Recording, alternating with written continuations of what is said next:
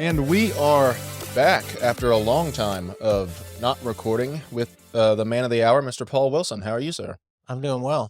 A long hiatus. Yes, a very long hiatus. So you haven't posted anything in the last 7 weeks? No, I have been posting. Oh, Yeah, just that last episode we did was like 6 episodes that I oh, just chopped up. little snippets of pearls of wisdom. Yes, I'm sure that all of those people who complain about the length of the episodes have They been don't complain, enjoying. they comment. No, they complain. Yes, apparently we don't use the word complain or what we do wrong. It's always opportunities. But anyways, yeah, no, I chopped them all up, and so I'm sure people were happy with some shorter episodes and more pointed questions, though. Yeah, Yeah, so it makes sense. yeah. So I've been gone for 7 weeks. I was on a sabbatical. Yeah, how was that? It was awesome. I had a good time. The point was to get away from everything for a while and create some space and get some rest and recreation to sort of replenish my soul. Yeah, So got to do that. Got to spend some time in in Pennsylvania, which is home to me, visiting my parents and my sister, and which means getting spoiled by my mom. She's makes all the foods that I love, and so that was good. And then got to do a race while I was there, and did a half Ironman, and then I spent nearly a month exploring what's called the Grand Circle, which is a series of 6 national parks out in Arizona and Utah. So it was a solo trip for me. I drove out there and camped and hiked, and it was a great time. Absolutely beautiful scenery that I got to enjoy. Some really challenging hikes. The biggest challenge being that it was a historical stretch of 110 degrees hmm plus in that area of the country at the time. So I did a one day I did a hike to the bottom of the Grand Canyon. It was 117. It was miserable. my gosh. Yeah. But really enjoyed that time alone, that time away, and again just doing things I love to do. And I have a certain contemplative nature to me and a certain Also, for you normies, that word is contemplative. contemplative. Um, I'm a bit of an explorer and wanderer, so having time alone was really good for me. Yeah. Then I came home and went up to Dallas for a few days and hung out with a really good friend of mine and went to some Rangers games and ate some great food and had some good laughs. And then I spent the last week here at home working on a project that I'm tackling at our house. And now I'm back in the saddle.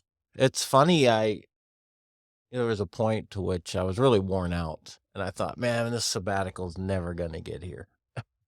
And then suddenly it was over, and I was back in the shop, and, but it was good. It's a good time for me, and, was just working through some questions in my Yeah. life and listening to what I believe to be the voice of God in my life and trying to get some clarity and some direction, so it's good.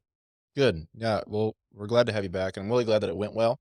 This isn't what we're talking about today, but maybe you can just kind of quickly give folks an idea of what a sabbatical is, because even like my own family was like, "I don't understand. Where's Paul going?" And so I had to like, and I told them what kind of what I thought it is, but just people listening, like, Yeah. why or what is it that pastors like? What is a sabbatical? Yeah, it's interesting. I think if I know my history correctly, a sabbatical is really comes out of academia. Professors are granted sabbaticals at certain periods of time throughout their tenure, largely to either write or research. They can kind of get away from their normal routines and Yeah. class loads to go and do something that's part of their field. There's also a long history of sabbaticals being granted to pastors, primarily because of sort of the personal and emotional toll that pastoring can take. There's a sense to which being a pastor, depending on the situation, can be kind of a 24/7 responsibility. And there's a lot that goes into what a pastor shoulders from, teaching every week to counseling to leadership to fundraising to conflict management. I mean, it's just, there's a lot of emotional burden that can be a part of a pastor's life. And so there's a history of pastors being granted a break from that. And there's essentially two expressions of that. Sometimes it's research or educational in nature. They're going off to write a book. They're going to go off and do some studies, or they're going to go off and do some kind of research related to the church or to their role as a pastor or their life as a Christian. And then there's also a kind of a model of just letting the pastor go away for a while and rejuvenate and rest. And so mine was largely the second one. Yeah. Yeah, I don't think people just the teaching aspect of your side, after having done it one time, I knew that it was a necessarily a burden, but, a box every week before I prepared and taught a message, but, like, to have to think deeply and spiritually about both your message, but then also have the energy and time to think deeply and spiritually about anything else as far as your church goes, if Right. you're leading it like you are, I can see how that would be very difficult to do with every single Sunday feeling like you have to, to teach a spiritual lesson that's meaningful, impactful to people's lives, and then also do the other. Yeah. Like Yeah. that alone. One of the things that I say from time to time is, Sunday comes every 4 days. Mm. Because you no sooner finish one message and you're already at work on the next one. Yep. And the way that we do it, I literally have things to turn in by Wednesday or Thursday that essentially means my message is complete. And while I love to teach and that's sort of my forte, um, just a constant demand of churning out hopefully helpful and thought provoking messages is a challenge. And so for the first time, it was nice for me to take a break from that. I, Yeah. I typically don't resent that part of my responsibilities. Um, the only time that I might the point of where there might be some resentment is that you're trying to churn out these, challenging, thought provoking messages, but you're also having to, do 100 other things, manage a staff and provide leadership and counsel people and, do pastoral care. And so it just is, it's hard sometimes to keep all those balls in the air. Yeah. Well, and that I think is probably it is hard to leave work at work in, I think, ministry work. To whereas like other people may, and I'm not necessarily comparing, but just to kind of give an idea, like other people might have very stressful times throughout, their different whatever it is that they do for their job. But oftentimes you can leave those things kind of there and you're not having to, it's not also intertwined like with your personal faith, which is easy to do without work. Yeah. And so, yeah, it, it can be burdensome in that way if you're not very careful, which I think that you've been better than most pastors, I think that I've even heard or seen at, making those boundaries between the two. But that comes from wisdom, I'm sure. Yeah, well, I had to very deliberately create some boundaries a number of years ago. I recognized that the 24/7 stress of trying to attend to everything was taking a toll. And so I made some decisions about what expectations I would place on myself. Then there's just that whole expectations that other people place on you that you don't get a Sure. choice of. But Especially in that line. yeah, there's there's expectations on pastors that most people can't begin to understand. But yeah, so I was feeling kind of soul weary. That's what kind of prompted the sabbatical, and I was starting to feel some ways that I hadn't felt in a long time about just sort of the normal routines of my job. And really, through the counsel of my wife, encouraged me to take a break. And again, I'm glad I did, and it was very helpful. Well, good. Yeah, Good it's good. stuff. Good to be Again, back here, and good to be back having this conversation with you. yeah. No, I said this during my message, but I really have missed this every week just because it's the time where I get to, you know, think more deeply and have a conversation. Well, I guess I can think deeply all the time, but there's something different about actually having a conversation where you're both thinking deeply Yeah, about a topic. yeah, And not that me and my wife don't get to do that, but it's just different when, well, sure. you're a lot wiser and have a different perspective than, me or her have. So So you've mentioned it. Not everybody's going to know because not everybody who listens to the podcast attends or participates in the life of our church. But you just completed your very first message on a Sunday morning at Cibolo Creek in my absence, I and did. you did an outstanding job. Well, thank you, sir. I've watched most of it, and I was very, very impressed. And as I was telling you, we went to lunch the other day. It wasn't, in my mind, it wasn't a typical 25-year-old's very first message at church. I thought it showed a lot of composure, showed a lot of dexterity or understanding of your topic, and I thought you handled yourself really, really well and handled the content really well. So I was Thank you. proud of you. Wasn't heretical on your stage? No, I appreciate that. Always nice to leave our folks in good hands and not come home to a mess. Yes. Yeah. Well, you did sell me in your video. Don't burn the place down, which warmed up the audience for me. So that Yeah, was nice because yeah. they were laughing by the time I got up there.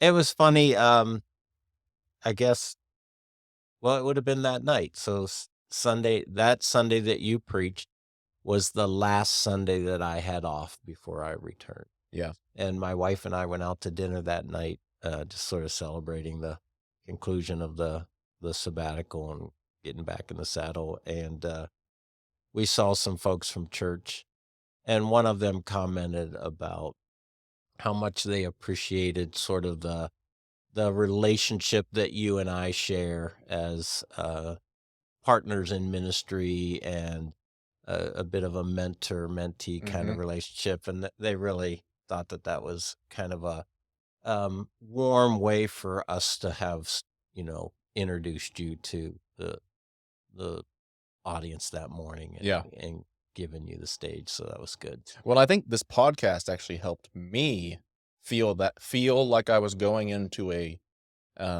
much warmer reception. Like I Oh, didn't have to prove myself as much. They okay. already kind of knew who I was. Yeah, So yeah. whenever I get up there and say, God doesn't love you how you are, he loves you despite how you are, Right. they're not going to be like, what, who is this guy? Who is this? They're Yeah. like, oh, that's just Wyatt Whippersnapper. being Wyatt. That's just his normal everyday self. Right. But it helped me. Yeah. Oh, good. Because a lot of them, they come up and talk to me on Sunday morning, say, hey, we like listening to the podcast. And so it helped me to feel like I was going into, if if they feel about how like us about how I feel about people like I listen to on a podcast, then I know it's a warmer reception Yeah. because Yeah. the other person already. Yeah. They know me. I don't know them, but they know me better. Yeah. So that was nice. That was helpful for me to Sure. do.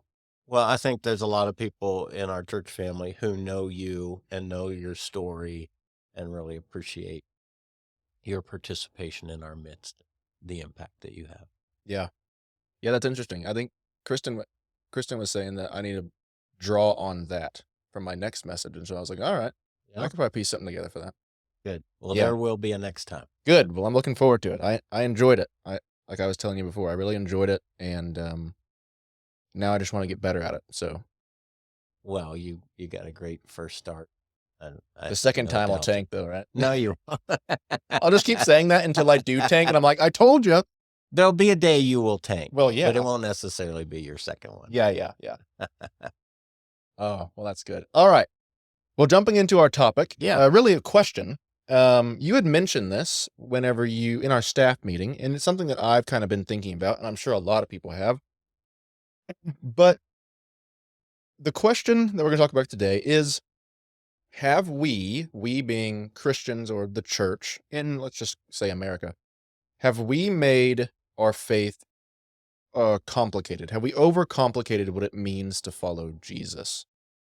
If yes, then we can get into kind of why and how we've done that, and maybe why we have. So, what Yeah. do you think? Yeah, the way you posed it to me originally is, have we made it harder than it has to be? Or you've heard me say Yeah.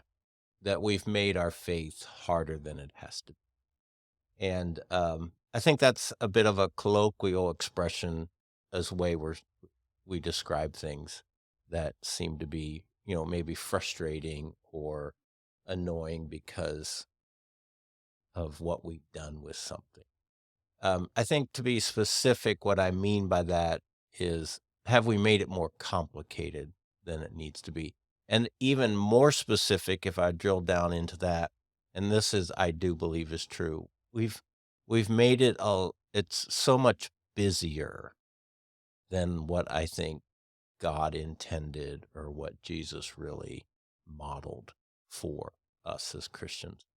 So, lots of thoughts on why we've done that and how that's happened.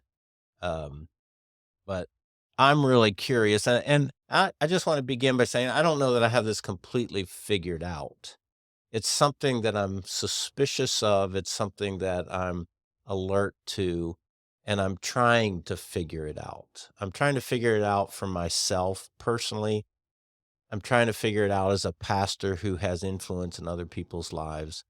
And I'm trying to figure it out as the shepherd of our church, because as I think we'll get into a little bit later, I think the church is one of the primary culprits for creating this sort of complex, busy, stressful sort of understanding of what it means to have a relationship with Christ. And so I think there's a reason why the church does that, and that's really probably the best part of the discussion. Mm, But here's what I mean, kind of initially, is um, my understanding of both Old and New Testament, and particularly the teachings of Jesus. And I don't mean this to sound simplistic, but um, it's essentially what Jesus is inviting us into is a relationship. It's just, have a relationship with me with you, and uh, me with you, and you with me. I think that's the foundational experience that Christ is inviting his followers to, is a relationship. And I think most people understand that. It's just that we start adding to that relationship. And that's where I think it starts getting complex, busy. We've heard the phrase for years, love God, love people.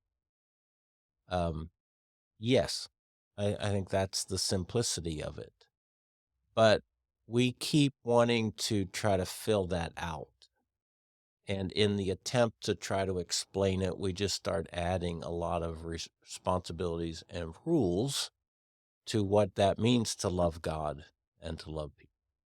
And I'm all for, how do I want to say this? I'm all for helping people. I'm all for educating and, you know, um, guiding people into love God, love people. It's just how we end up doing that. yeah. The other way that you don't hear it said very often, but I think this is probably even the truer essence, is trust Jesus and follow him. That's Mhm. kind of the essence. So what's the simple expression of that, rather than starting to add some kind of a long, complicated list of what trust looks like and what following Jesus looks like? I've always appreciated the verse in Micah chapter 6. Um, prophet, um, the verse reads, the sense that God's asking, what is good and what does he require? Like, what's the most wholesome thing? What's good? What's right or correct? And what is it that God's really asking of his people? And he just lays out three things: do justly, which I interpret it as live a life of integrity, be a truthful, honest, upright kind of person, do the right things in the situations of your life. Um, the next part is to love mercy, which I think is find joy in the compassion expression of love, mercy, and grace as you treat other people, and then to walk humbly with your God. And I think there's a real simple nature to that is to remember who you are in Yeah. relationship to God, to walk humbly, and just go about your business as one who understands you're in a relationship with eternal sovereign God.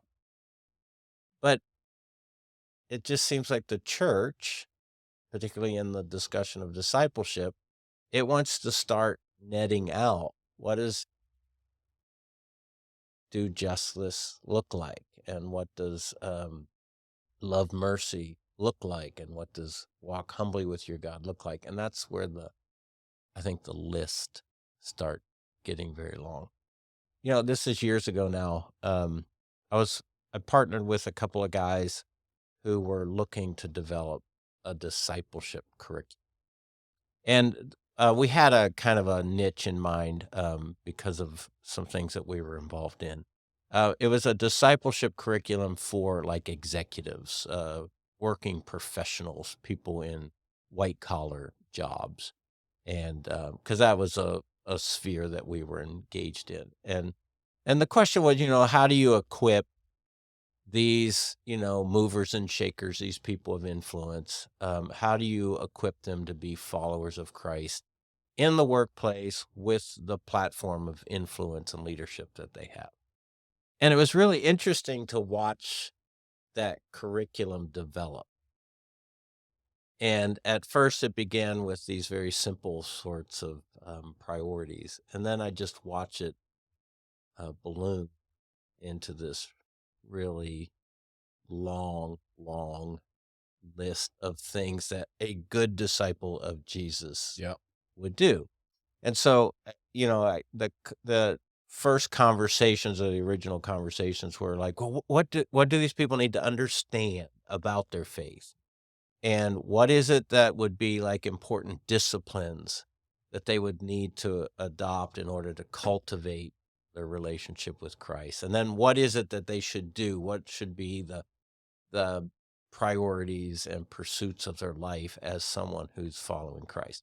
And it seems like every discipleship discussion I've ever been in, and I think there's merit to it. It always begins, well, they need to know how to study their Bible. And you're like, yeah, we should equip people to study the Bible. But it was interesting to watch it evolve. Yeah. Suddenly, they were developing curriculum around like a master's level degree of being able to study the Bible.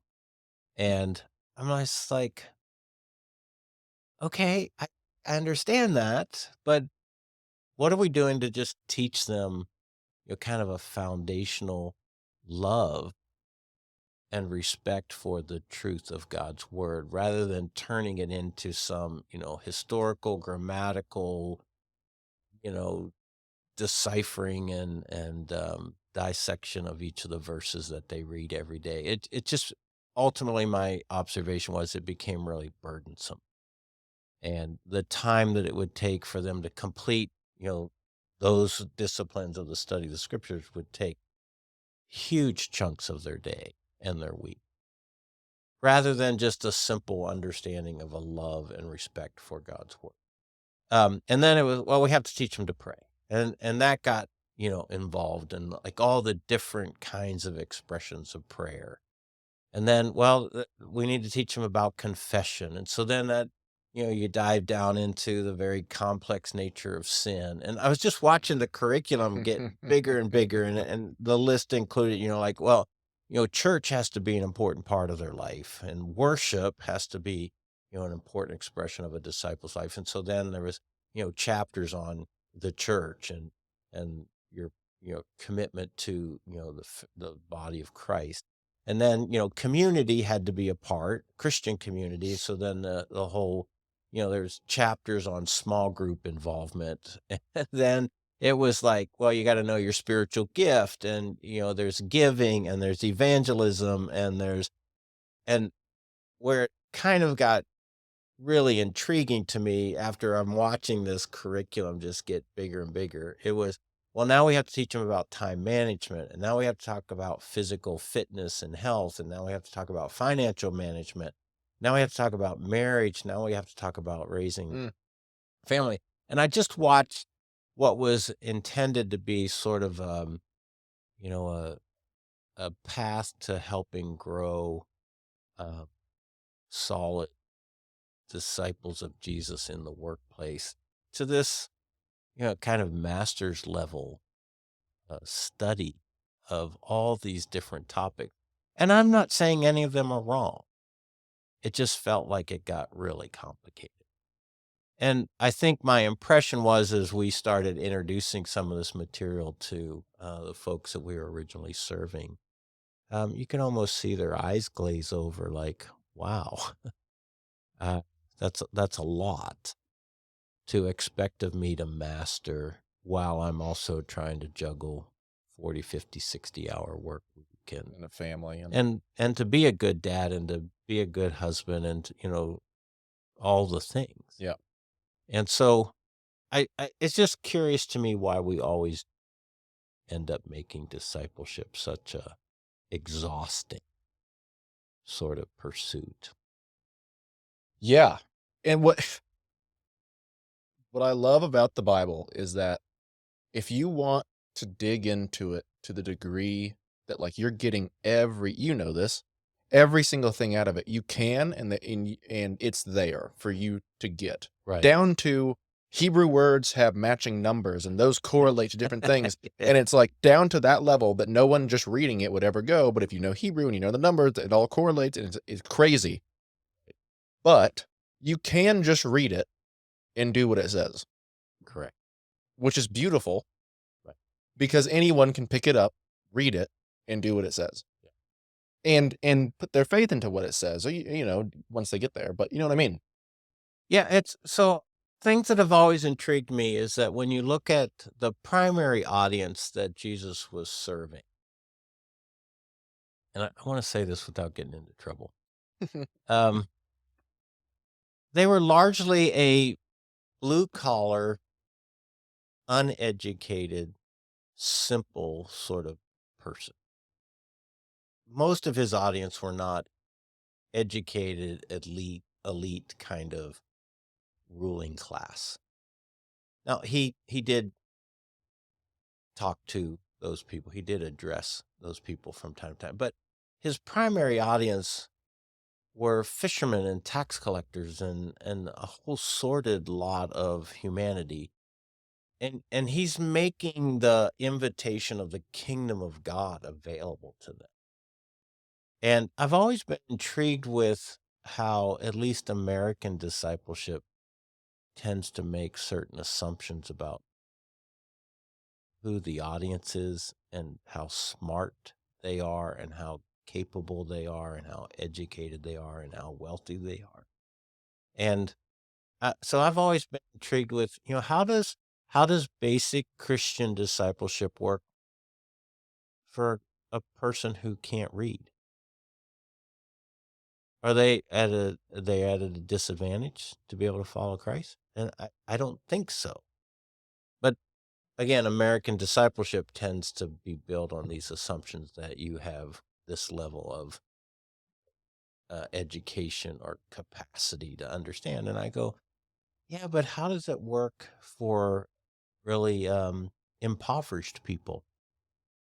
How does it work for somebody who doesn't have an education beyond maybe high school or even less? How does it work for somebody who doesn't come from a sophisticated elitist sort of family background or culture? It seems like that's where Christianity was actually bred. It seems like Christianity, the ground roots of it, the grassroots of it, sort of began with those types of people. And yet I look at most of how the Church of America makes its appeal and how discipleship is often done. and it just seems like it's kind of crafted around the high-powered, high-capacity person. And I'm not saying that that's wrong, I'm just saying, is that just part of us making it more complicated than it really. While you were describing how it just started to balloon into this, large curriculum and there's all, when it's supposed to be simple, it got super complicated. I started immediately thinking about how people who in their heads are people who will say that they want to be more productive or say get more fit, they love all the hacks. Okay, Right, they love getting the right shoes, doing it at the right time, drinking this before bed, drinking this when they wake up. They have 20,000 different things that they love. yeah, They like reading into them. Whether or not they actually do them, who knows? right, But, you know, rather than the one essential one, which is go to the gym or look, you're at a certain point, you're going to have to just sit there and do it.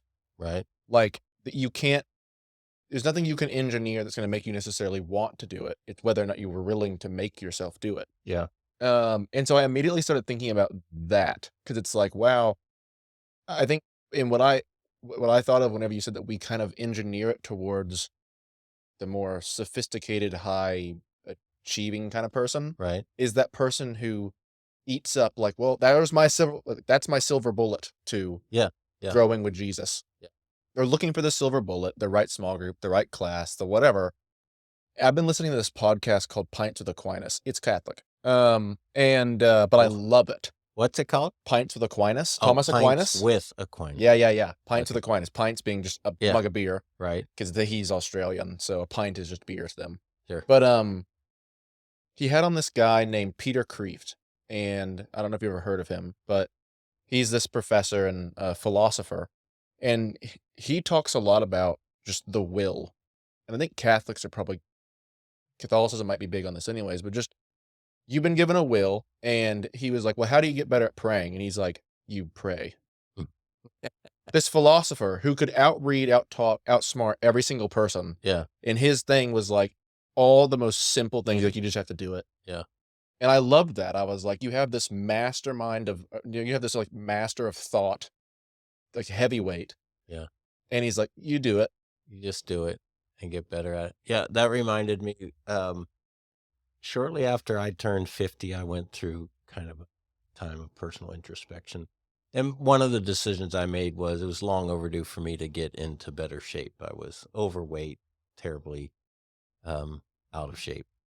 And, but I challenged myself to do it without all the props. And so, financially and just kind of the distribution of my time, I decided I wasn't going to join a gym. Mm. And so I decided I had to do this all by body weight kinds of exercises or things that I could create. And I started training for a Tough Mudder as kind of just an ambition. And um, preparing for a Tough Mudder without going to a gym and lifting weights presented this challenge of just the basics, like just some push-ups and some sit-ups, and I had some bricks out on the back of our house that hadn't been used in the building of our home, and I was like, okay, is there a way I can use these bricks? I had some logs from a fire pit. Can I just lift these logs, curl these logs? Just some real basic sort of things with because I know my tendency is sort of what you were just describing. Well, I gotta get the gym membership, and then I gotta get all the shoes, and I gotta get all the right clothes, and I gotta Supplements and yeah, get all the stuff. And what happens is, again, I'm not saying that stuff doesn't work. It's just it becomes so complicated and becomes so burdensome that, it kinda steals the life out of you keep finding something else you need, it. especially if you're not into it. They'll You're like, keep well, I'll selling start. you I'll something. start once I get my shoes in. I'll start once I get my supplements in, and just keep pushing back the day that you actually have to start. Exactly. I just heard a comedian, he was doing a routine about, uh, he bought he brought home some chocolate milk, and his wife was giving him a hard time, like, "What in the world are you doing with chocolate milk? We don't drink chocolate milk." And he says, "But" he was wanting some, and he said, "Well, I think I'm gonna start working out, and I heard that chocolate milk was a good recovery drink," and she said, "Well, you don't work out," and he's like, "Well, I might start." All ways of trying to justify having some chocolate milk around Uh-huh. the house, but, yeah, I just I'm trying to I'm not I'm trying not to stand in judgment of what exists out there, but I am trying to see through it, at least for me, and to ask myself, what are some of the body weight exercises? What are the simple things that are really, really important to cultivating my relationship with Jesus Christ without it becoming this very complex and extremely busy sort of pursuit life? And that's why I was thinking about the fact that the church, I think, is one of the worst culprits in sort of cultivating this fast paced, demanding sort of devotion. And stepping back to think about why the church does that. This is just Paul Wilson's take on it. Okay. This isn't scientific. This isn't academic. It's not highly researched. It's my ponderings, Your hunch on it. my hunch, my hunch on why the church um, creates this sort of frenetic pursuit of Jesus is I think it's ultimately a reflection of what's still rooted in a works based salvation. Hmm. That I think that has such a grip on the human spirit that nothing could be free, that I have to work to gain God's approval and his blessing and to stay in his good graces and to get him to love me. And so it's pretty American to think the faster I go and the more I do, better, more successful I am. And so I think that works based theology still drives so much of the message of the church. And the other note that I put here is that it often ends up feeling like all of this talk about all these things that you have to do, it often ends up feeling like it all exists only to prop up our denominational traditions, which are often steeped in performative expressions of work-based faith. Does that make sense? Mhm. So I think the church ends up creating this cycle where um, the church gets established, services and ministries start being created. Well, now we have to fund them. Now we have to staff them. Now we have to, resource them. And to do that, we have to create a loyalty to them. And that loyalty ends up looking like really, really busy. Yeah. And you have to be involved in all the things and do all the stuff if you're a really good Christian. But if you dig down inside of that and get behind it, it ends up feeling like, well, you have to do that because, well, we have to keep this machine running. Yeah, yeah, yeah. And I think there's something there to that. I'm definitely sure that what Jesus had in mind when he said, "I will build my church," is not the classic local church organization that it has become in the Sure. 21st century. Um, the first century church thrived on a pretty simple agenda, a pretty simple programming. Now, we don't know all the details, of course, but um, I can assure you it wasn't all the bells and the whistles that it is today. And, I say that as the pastor of a church that has its fair share of bells and whistles. Sure. Well, and so here's 2.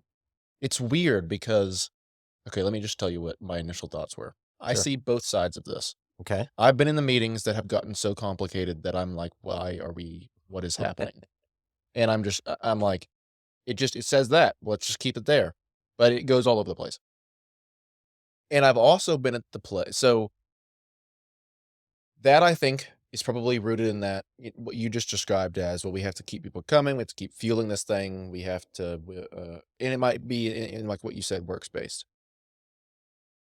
I also see the side as somebody who's grown up to where everyone in my generation, I have half of my friends call themselves Christians and do nothing, and they think that they're like good. Yeah. And so it's like they may need works, they may need some encouragement to be like, hey, why do you think you're a Christian? Because you say it? Like, Yeah. what is that? And so, like, for me, I've recently and it was one of those podcasts, the Catholics that kinda helped me look into this some, but it was like, you have you have to what about you makes you think that that you love Christ? Like, I'll ask myself, like, I say I'm a Christian, I know I'm saved, and I know Christ loves me, but at the same time, do I love him? And I think that gets back to, like, what you were originally saying, like, love God, love people. But it's like, well, do I love him? Like, I'm, living in Yeah. that salvation and freedom that's given to me, but then I'm not doing anything. I'm not, I don't pray regularly, or I'm not reading his word. I'm not doing any of those things. And it took someone saying like, well, like, what do you have to do those things? Like, what about you is living as a Christian if you're not doing those things? Right. Are you so sure that Christ will say, "Come, my good and faithful servant," or is he going to say, "Oh wait, I don't know you"? And I think a lot of people in my generation will claim, I can't do this, I can't do that, or whatever, but they didn't do anything in the first place. Right. You know? Yeah, I hear what you're saying.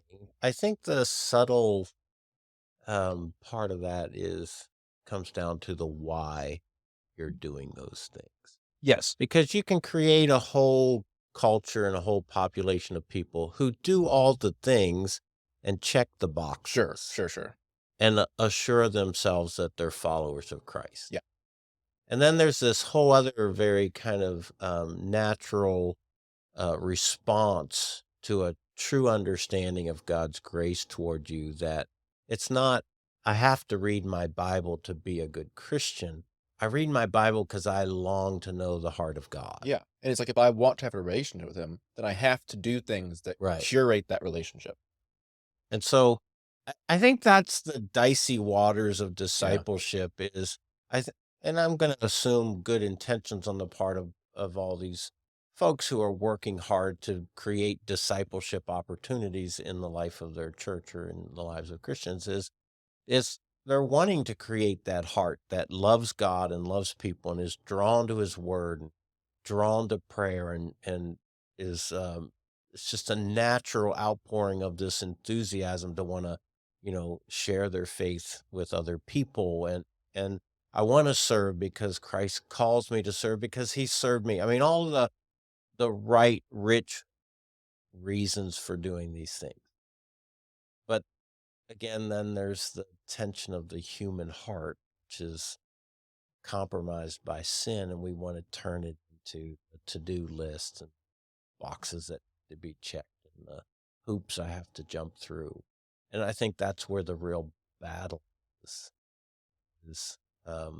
how does my faith look without all the props of boxes to check? I kind of noticed that a lot of churches, particularly those ones that get popular, oftentimes cater to the culture. They'll do things or whatever that is attractive in the eyes of the culture. And that's Yeah, just a consumeristic mindset that sure. gets seeped into the church. Yeah. How do you feel about, and this is like things to do or things that a church would do about not catering to the culture, but answering questions that exist within the culture? So, like, for instance, I think that there's a real crisis of what it means to be a man and a woman, or what it means to be a good husband, or a good father, or a good mother, or whatever. and marriages are obviously suffering. Men's, like, depression and suicide rate has gone up a lot. Guys don't know how to, like, what does it mean to be a man? Right. Most young people don't know how to answer that question. And women too, the same way. Um, what do you think about the church answering those fundamental questions that I think the church has the best answer for, and it doesn't seem to be answering? Yeah. So in the New Testament, one of the ways the church is described is as sort of like pillar of truth. Um, it's the community in which the truth of God exist. And I think it's the responsibility of the church to speak that truth. Culturally, we may, I get this sense, I get the idea of trying to attract people by using culturally relevant um, approaches. That wasn't what I meant, but I know what you're saying, yeah. Okay, but I don't think that that is the message. No. The message has to be, we're glad you're here, but this is the truth. And it's not about aligning the scriptures to the current trends of culture. It's about aligning culture, the current trends of culture, to the abiding truth of the scriptures. Sure. And I've told you before, and I think we've discussed it on this podcast, is the tension that's some of the tension I'm feeling and facing right now about how to handle the truth of God's word in front of an audience. Mhm. Um, there's a part of me that's holding out in faith to the truth or to the scripture. The truth will set you free. And you may not like what I have to say, and it may not fit your contemporary, morality or your politics or your ethics, but that's not mine to cater to. Sure. Mine is my responsibility is before the Lord to teach you my best understanding of what I believe his timeless truths in the scriptures say. And then I I have to not worry about your response or your reaction. I have to, we're talking about faith this Sunday. I have to live in the faith that the truth will set people free and sort of, at times take it on the chin when people react to what I've said because it's difficult or unpopular. I have to just sort of, I have to live in the confidence that God will make that right. Yeah. Well, and this is somewhat going off of this track, but I do think the church has supplemented saying the hard things with doing a bunch of stuff almost. It's Sure. like, just come do a whole bunch of stuff, but like, we're not gonna tell you. It doesn't seem to be really helping the problems that exist in a way. Marriages are still suffering. And this is, again, that's all problems of our culture, but I mean, the problems exist within the church too and within Christian communities. Yeah. And Yeah. so, and you don't see a whole lot of churches and, helping the issue really. Not that the churches can or whatever in every scenario, but, for instance, whenever it comes to, like, how to be a man, why is it that an idiot like Andrew Tate is getting, like, I know that he's inflammatory and that he's whatever, but it's like, Yeah. he's answering a question that there isn't a whole bunch of people answering, you know? Right. Um, Yeah, I heard a quote by Thomas Sowell a couple months ago Love that him. I just really liked, as I do a lot of his stuff. He said, um, if you want to help people, tell them what they need to hear. Yeah. If you want to help yourself, tell them what they want to hear. Oh, that's so powerful. That Yeah, is so good. so good. And and I think, again, I'm not putting any names to this, but I think at times preachers tailor and craft their message around what they know their audience would like them to say, what they would like to hear as a way to draw people. Um, but we're not helping them. We're simply continuing the deception and the delusion that's brought them to the place of believing what they do. During my sabbatical, I committed to reading through the life of Moses, and primarily from a leadership perspective. And um, one of the observations I made is that um, God's giving all these instructions about the tabernacle and the temple. And my observation was, when God speaks, he speaks very specifically. And then the corresponding observation is that um, when you do not obey what God has said, consequences are extremely severe. And I was just thinking through that, and sort of maybe principles or implications of what Moses experienced in that situation to my life as a pastor and the role that I play. Yeah. And it just sort of it confirmed for me that I have to be careful not to allow a culture, people to intimidate into stepping from the hard truth of God's word. Yep. I have to say it. I don't have to be a jerk about it. I don't have to be insensitive. I don't have to rant and rave and yell and scream, but I can't be intimidated from speaking the truth, regardless of how unpopular it may be, regardless of the reaction it may provoke. Um, because, and here's the big because the consequences of ignoring what God has said is severe. Yep. And it's really the ultimate expression of love that you have for people to say, I can't tell you that that's acceptable when I know, in fact, God has said it's not. Yeah, it's out of your love that you're telling them And those so, things. out of love, because I don't want you to have to endure the serious complications and the chaos that will come with God's judgment on your life for that. It's out of love. I'm telling you, you must understand this. You must hear this. And so that was very kind of confirming for me about kind of my responsibility as a teacher. And again, I don't ever want to be the guy who's ranting and raving and yelling and screaming and just being insensitive and being a jerk. But also don't want to be the guy who's just backpedaling away from all the hard stuff because I want my audience to like me. Because that's what Souls quoted. If I want to, help myself, you just tell people what you want, because Yeah. then they like you and they affirm you, well, it can't be about me. It has to be about God has spoken, and he has said these things, and I'm inviting you to consider conforming your life to this timeless truth.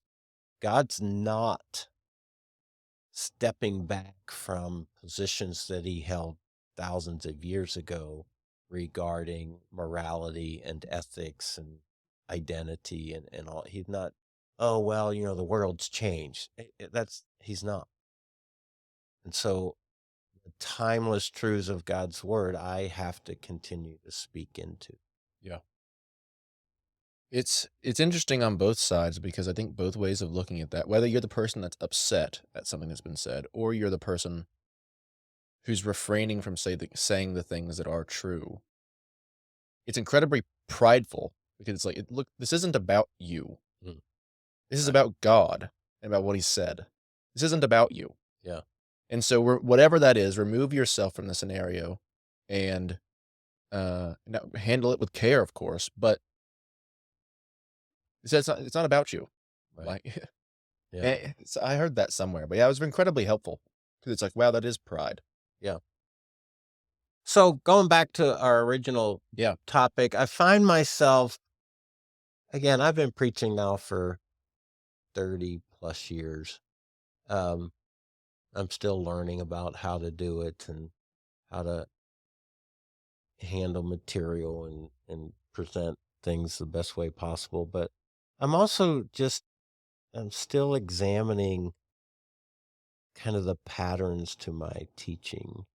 And I just wonder sometimes if I don't play into that, here's all the things that you have to do Sure. in order to be a good Christian. And I just like, there's something about that doesn't fit when Jesus says, I came that you might have life and that you might have it abundantly. And take my yoke upon you because my yoke is easy, my yoke is light. So there's something there about the freedom, the grace, the the joy um, of a relationship with Christ that isn't to become encumbered with this mantle full of all these things I have to do. And yet, like you just said earlier, there are things to do. Yeah. So making them kind of normal, healthy expressions of my everyday life, I think that's the challenge of great discipleship. And I'm not sure that I have even figured out how to do that. It's like a lot of people will read the Bible and be like, dang, there's a lot of stuff in here Hmm. that Christ wants me to do. But then they'll go to a church and they're like, oh my gosh, you've added to the list. Yeah, here's some more things. Here's some more things. But granted, whenever you do just look at the way that, like, I think one of the hardest is a Sabbath in our culture.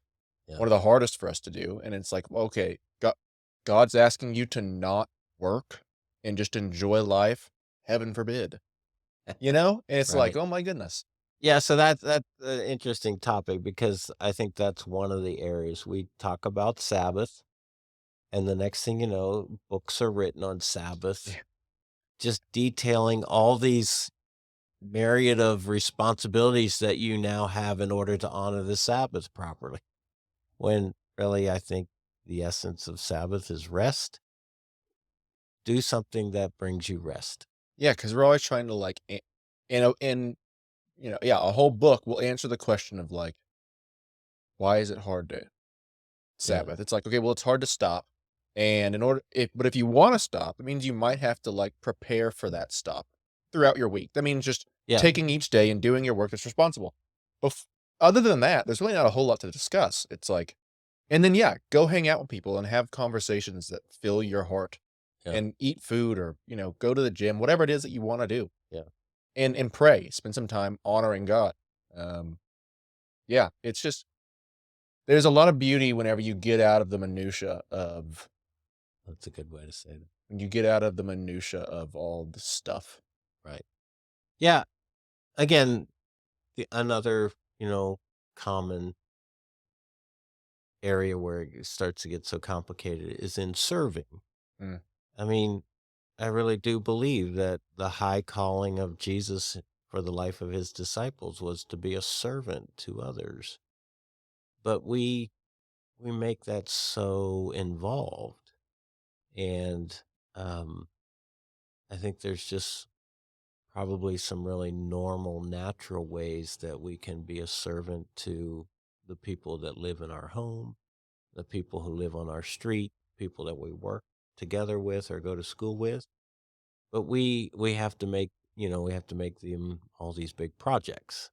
yeah. And there's 101 things to get done to make the project successful and then to coordinate all the details to get it done.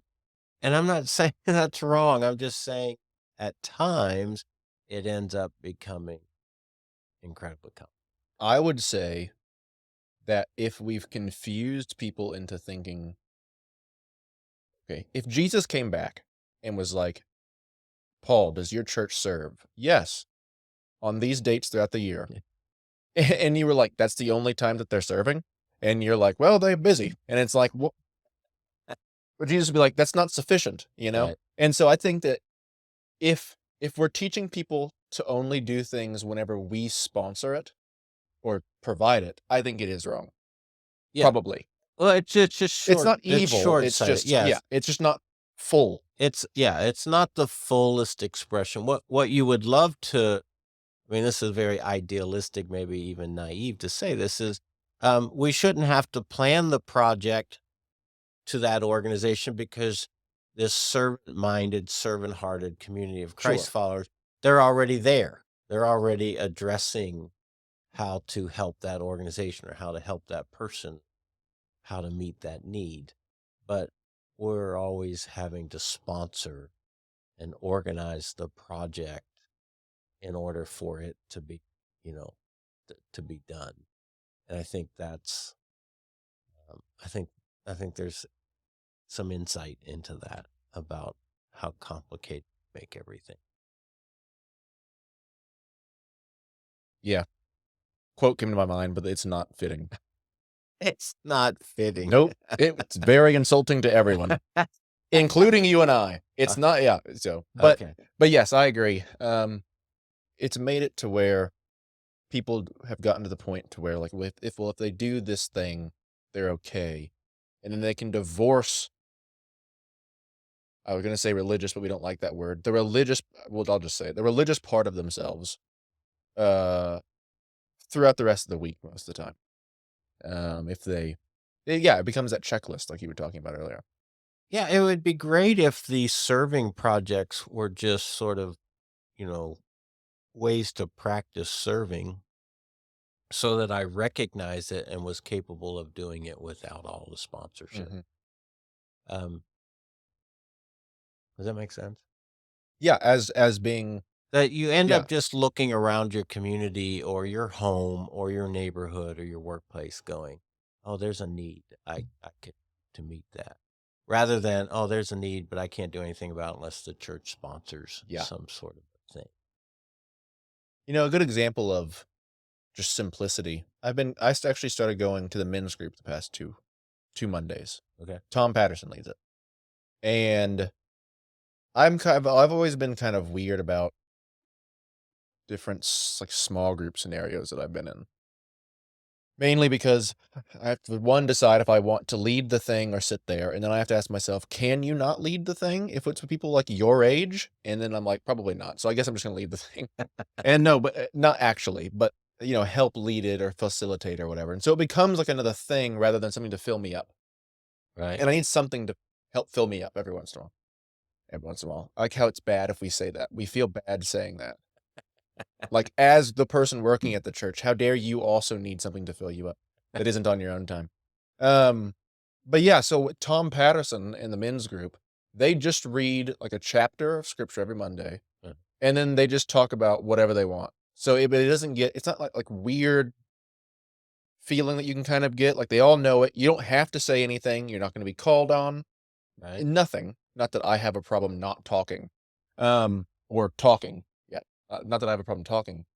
But it's just so simple, and the conversations go, it just turns into a conversation like you and I really like, and, it's really awesome to see the hearts of the other guys, and the guys that don't talk very much, all of a sudden, they'll say something and everybody like, looks. We were talking about this yesterday, or when I recorded with Tom, and it was just simple, and I liked it, Yeah. and it's been, and I see it as something that's doing really well, like, Oh, at our it's church, thriving. Sure. and it's pulling in people like my father who, I argued with him for 2 hours of why something like that's even important, Yeah. and, somebody who doesn't like getting, in the past didn't like that kinda stuff, but it pulled him in just because of the relationships that he has with the guys. Yeah. See, I think the real win of what we're seeing with our men's Bible study is the relational Yes. community that's being created around that very simple format.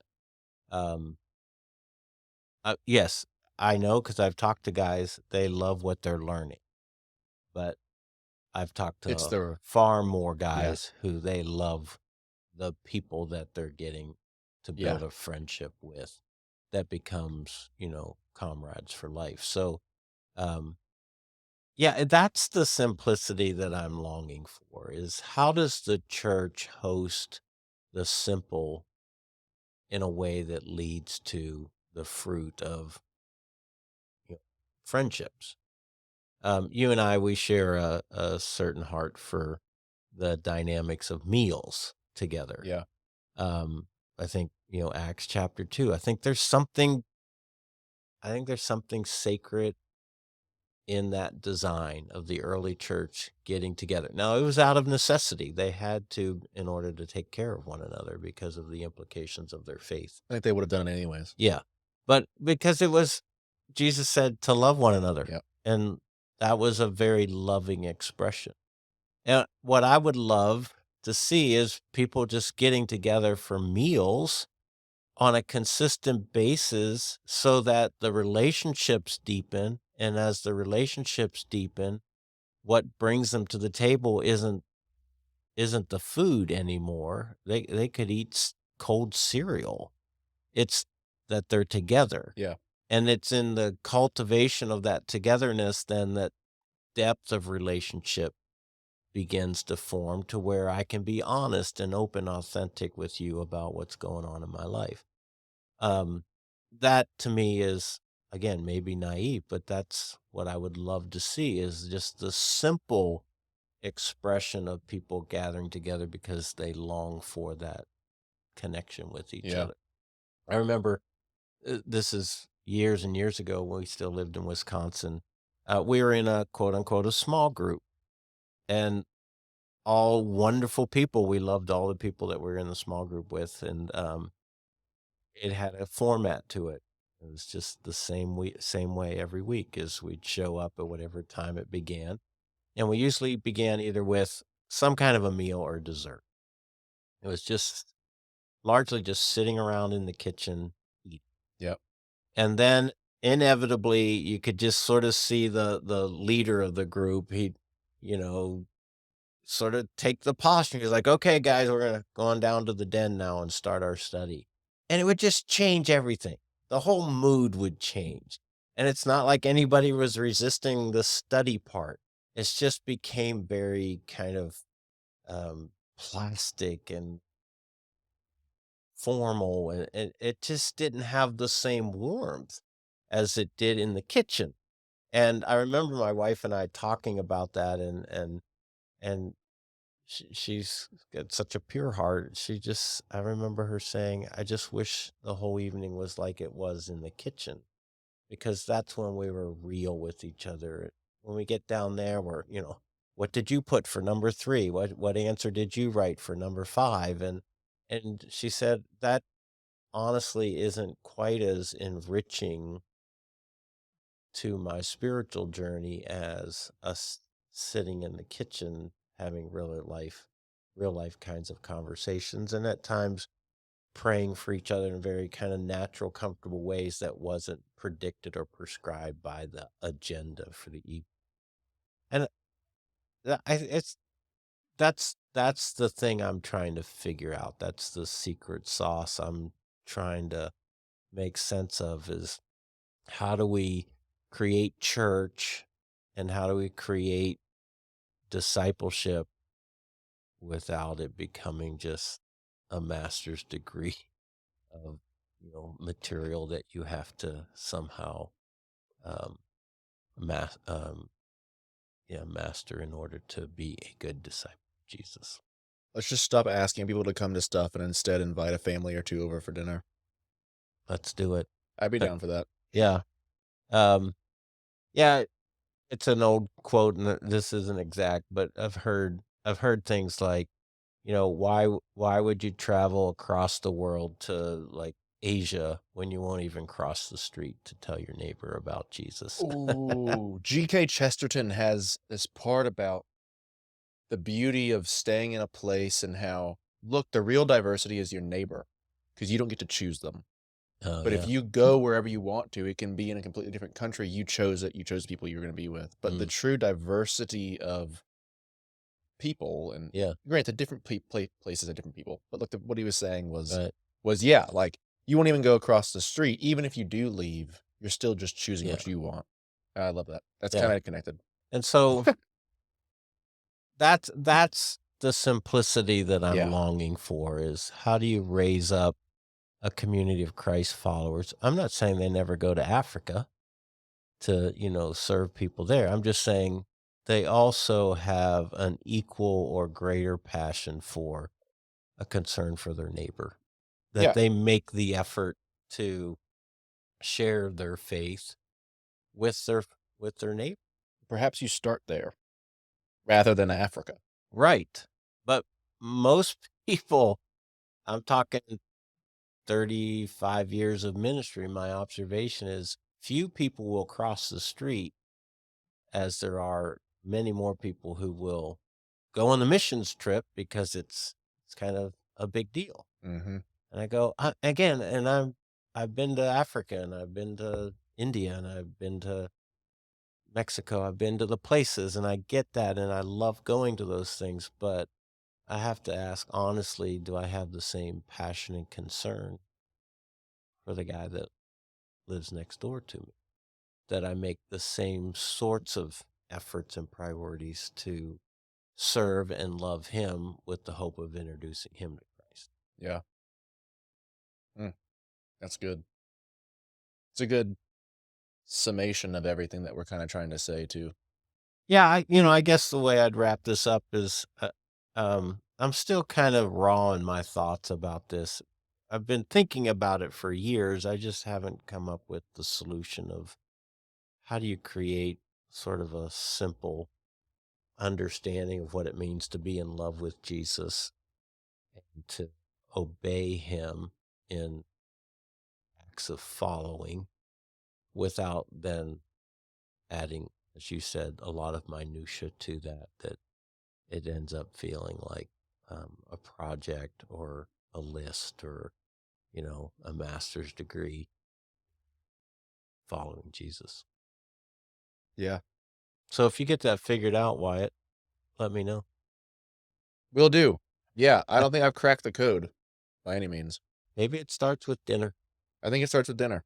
And I think that if the church does anything outside of corporate worship and teaching and putting on, places for people to gather and doing some stuff, I think that it needs to really focus in on equipping and supplying people for the role that they have. I think that's something that the church broadly needs to do better rather than throwing everybody in as one and where it just creates this huge thing. It's like, let's narrow it down to the role in which these people, which you're either one or the other in most of these categories, the role that you play and how to do that in a godly way. So you're talking like you're a father. Let's equip Let's equip fathers. fathers, You're a husband. Let's equip us husbands, or just husbands. men, women in the roles that men and women can play, Hmm. and then marriage too. I mean, if the family goes, so goes everything else. Right. Um, and so I think that I've been thinking about this a lot, that whatever the church does do, it should be very pointed to roles that their congregation are playing throughout their normal everyday life. Mm. Outside of, it's like, hey, well, you're a man. Well, what does it mean to be a man and follow Jesus? You're a woman. What does it mean to be a woman and follow Jesus? I'm not saying that we split them up all the time by any means. Like I Yeah. said, the corporate worship and all that. Yeah.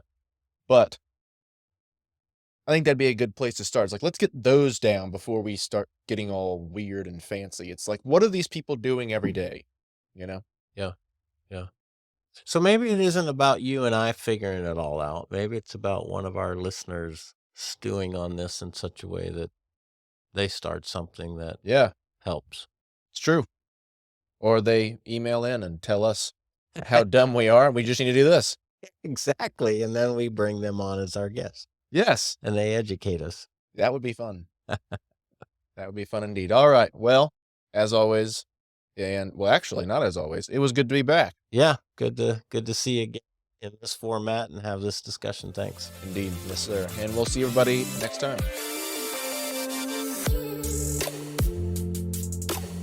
We hope you enjoyed this presentation of Cibolo Creek Community Church. If you did, please consider supporting the ministry of our church. Your donations make a difference. To check out more resources or to share a gift, please visit us at cibolocreek.com. Thanks for listening.